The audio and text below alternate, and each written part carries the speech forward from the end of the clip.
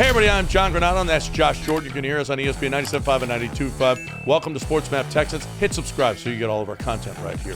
This week, D-Hop retweeted the Texans who listed Tank Dell in yards already for a rookie. We had DeAndre through 7 games. We had Andre Johnson at 495. We have Tank Dell at 454, and D-Hop had 419. So pretty good. And, oh, by the way, Tank Dell has 2 16-yard games, and he's still right there with both of those guys through 7 games. And D-Hop actually retweeted and said, young bull going to be special. Is it too early to say that the Texans have their number 1 receiver? I don't think so. I mean, just look at those stats right there. That should tell you everything. And you look at Tank, if he would have been, 6'1" and 200 pounds, he would have gone way sooner in the draft. He would have been a first-round pick. It was his size that caused him to fall. So when I look at the Tyreek Hills of the world, who's arguably the best receiver in football, these smaller, shifty guys are making a big difference, and Tank fits in that mold perfectly. And he's got a great quarterback here.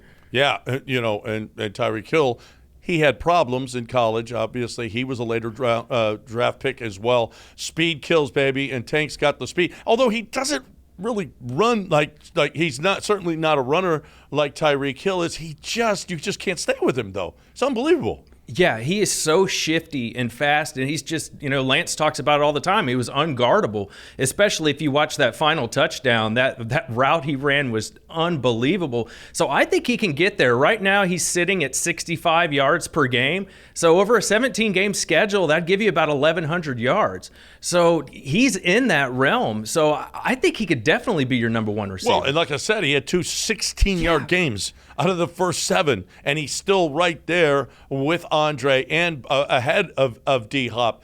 Is he though going to be long-term? Is he going to you're not worried at all about his stature as far as being a long-term answer? I mean, it's a concern, but like we just mentioned, Tyreek Hill, there's Zay Flowers. There's a lot of these smaller receivers in the NFL that are getting it done. And even Dre's rookie year, 61 yards per game. Tank's at 65 right now. So, I mean, that's Andre Johnson. That's a Hall of Famer. So I'm impressed, dude. Is he too valuable to keep returning punts and playing running back? I think so.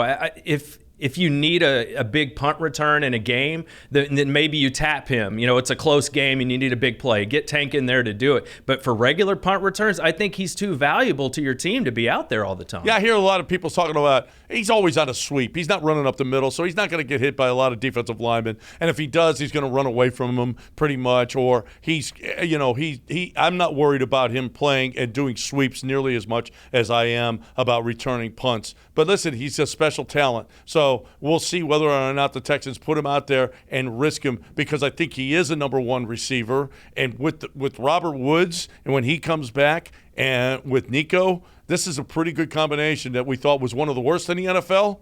It's a top 3rd in the NFL right now. It is, and it also gives you a little bit of a cushion that if next year Nico will be up for a contract after his 4th year, then you're not forced. If you feel like you don't want to pay Nico if he's commanding a big price, you still got Tank as your guy, so that you can just kind of play it by ear and just go with what fits you right at that time, not to where you're desperate. Like, if we lose Nico, what are we going to do with CJ Stroud? Yeah, this is how a rookie draft class is supposed to look like this one. It's looking really good right now. Yep.